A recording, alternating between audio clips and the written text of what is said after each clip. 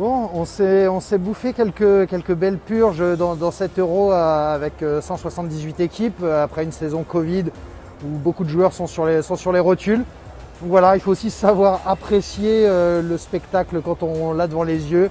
Et samedi à l'Allianz, ce Portugal-Allemagne, bah voilà, il valait le détour. On est très heureux d'avoir pris notre petite accréditation pour cette rencontre et de rester quelques jours de plus à Munich quand les poteaux sont à Budapest pour suivre les Bleus.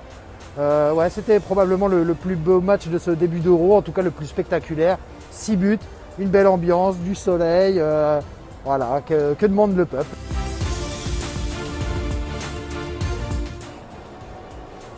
On le savait, hein, il aurait été criminel d'enterrer la Mannschaft après le premier match face à la France, qui avait déjà été un combat très compliqué pour les Bleus, on l'a aussi dit.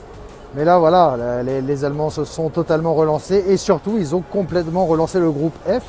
Alors autant en tant que Français, c'est vrai qu'une victoire portugaise, après leur succès 3-0 contre la Hongrie au premier match, nous aurait permis d'être quasi certains d'être officiellement qualifiés. Là, c'est plus le cas. Bon, même si avec 4 points, les Bleus ne devraient pas avoir trop de difficultés à passer. Mais voilà, tout est complètement relancé. Les Allemands, après le match de fou auquel on a assisté à l'Allianz face au Portugal, ils vont arriver comme des bombes. Ils reçoivent la Hongrie dans ce même stade. Et donc, le Portugal-France va avoir son pesant de cacahuètes. Ça, c'est clair et net. Mais on a déjà hâte d'y être.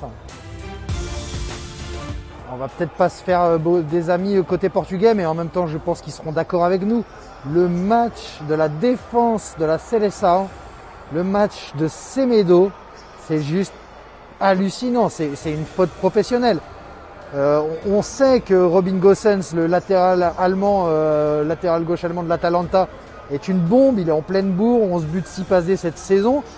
Et il y avait 12 000 espaces dans son dos. Alors une première fois, ça passe pour le but du 1 partout. 4 minutes après, rebelote, c'est encore de lui que ça vient. Il est laissé tout seul par Semedo qui visiblement était aimanté par l'axe, on ne sait pas trop pourquoi. Le troisième, c'est pareil. Et puis tant qu'à finir le tableau, bah voilà, Gosens y est allé de son petit but pour le 4-1. Donc c'est juste complètement hallucinant à ce niveau de professionnalisme d'avoir des oublis à ce point-là. Voilà, Semedo comprend vite, mais il faut vraiment lui expliquer très longtemps. Je pense qu'il se fera recadrer par le sélectionneur parce que ce qu'on a vu, c'était dingue.